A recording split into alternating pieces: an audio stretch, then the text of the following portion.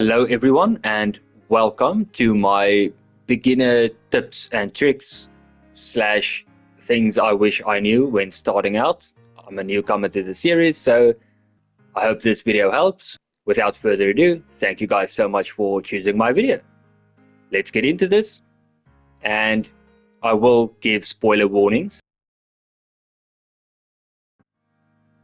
Before you can acquire stronger monsters, you will have to complete the intro of the game. You will basically be done with the tutorial once credits start rolling, and after that you will be able to acquire stronger monsters. Now, in order to get the more powerful monsters quite early, the ones I'm going to be showing you, you require pacts.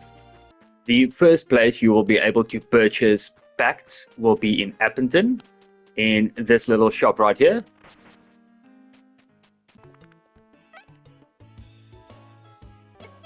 I started on New Game Plus, so all my perks have been unlocked. Shop prices will be lower for me, but it is about, I think, 50 for a pact.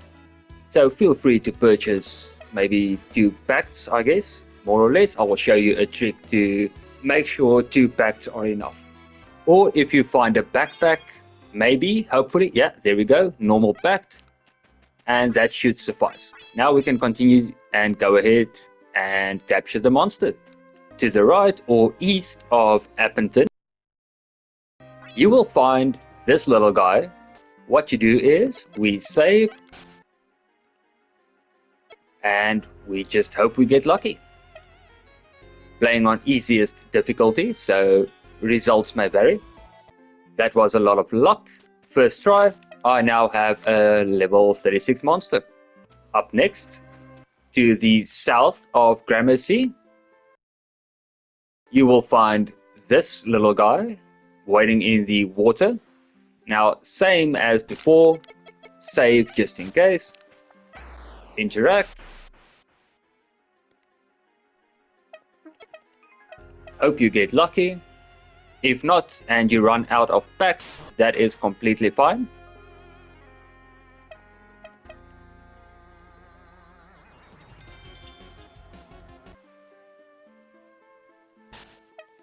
And now your starting roster is a Merker Sorma and a level 36 Apo. And that is how you can start the game off with a few stronger monsters. If you ever happen across a little monster looking like this, that is a Karubu. Karubus give extra experience compared to other monsters of the same level. Monsters have different types. You can see the different types in Notebook and then Tamer Notes.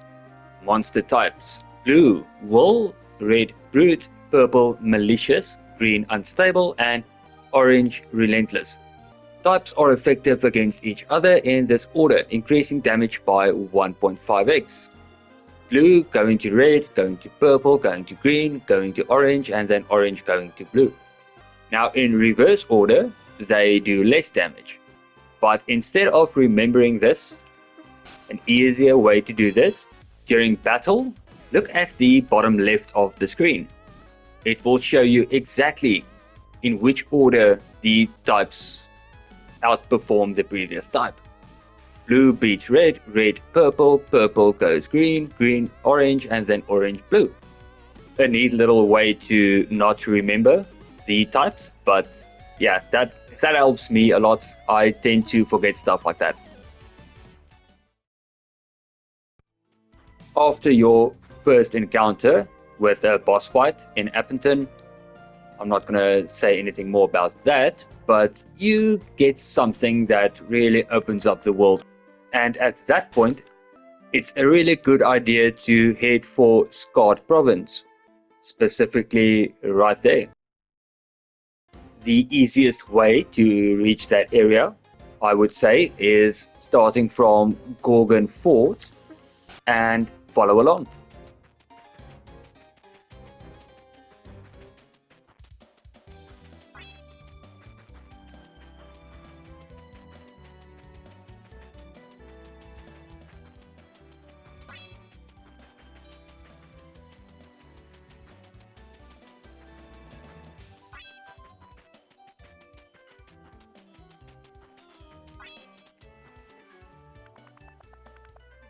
And once you reach Janine, she will teach you how to swim. You don't need a monster to swim, but it does help a lot. Mercosoma is capable of swimming. So if you make him party leader, for example, and press triangle on PS5, you will mount automatically and you will be able to swim faster. Swimming with a monster is a lot faster than Asher swimming himself. Usually when you set your monsters, if you go to breed, you will see an egg, but you will have no idea how the monster would actually look.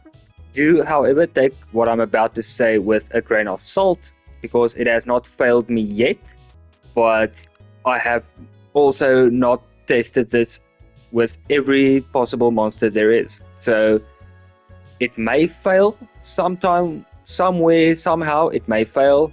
I've no idea. So far, it has not yet failed me. But if you go into Monster Fusion, you set your materials. Let's take Apo again and Drove. And let's say Fuse. You will see a preview of the Monster Fusion. So if you go to breeding and do exactly what you did with fusing and you breed,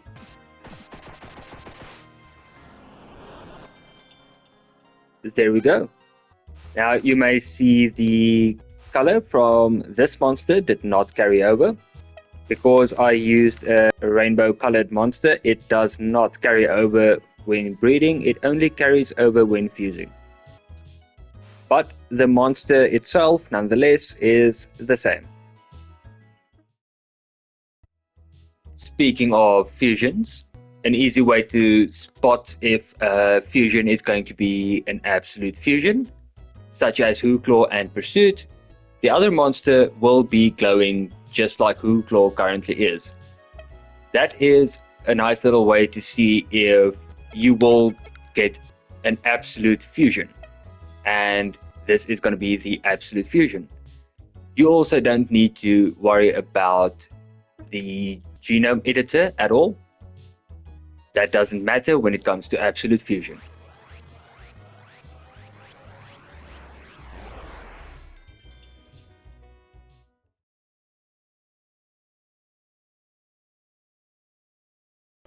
This section is going to contain some spoilers, so for those that would rather not have that, skip to the next section. Spoilers start now. If you progress further into the game, you will eventually be able to reach Houston.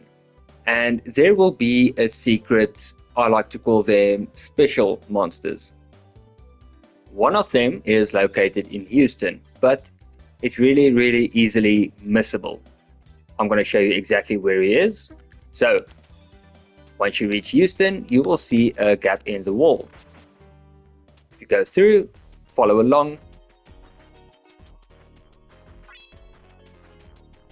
First, walk this way to see if this area, if you can cross the bridge completely. If it's a possibility, that's good. We can continue forward. If not, interact with this terminal right there. Interacting with that terminal will lower the gate if it is not lowered already. Then we can head back to the entrance, but do not go back outside. Go to where I am now. Get to the upper platform. Once you enter the new area, follow along. We are going to be heading to the bottom left of this area.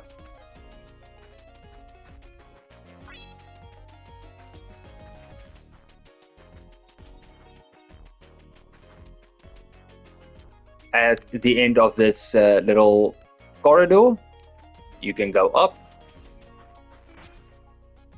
Once you enter the new area, just keep going forward, progress through each area. When you start seeing the missing no references, you will know you are headed to the special monster. And you will also start seeing statues, especially 2 statues near a doorway. 2 statues near a doorway means going inside, you will be in the monster arena, the area where you can find the special monster. In this case, it's going to be Asbiel, and this is one of the easiest to miss monsters in my opinion. Next up, we have Tardigan. Since we are already in Houston, consider if it's possible, and if you reach that point, capturing a Tardigan. The reason being, as the monster lore states, Tardigan has unconventional reproductive behavior, observed to produce exact clones of its partner rather than a true hybrid. And there we go. Just a few things that I wish I knew when starting out, because I'm a complete newcomer to the series, and also a few beginner tips and tricks. So yeah, hope this helps. Comment down below any other tips or tricks or helpful stuff there might be to help someone else out. Feel free to comment down below. Maybe we can make that a pinned comment and keep adding. Have a good one, everyone. Thank you so much for your support. Stay safe, and I'll see you again next time.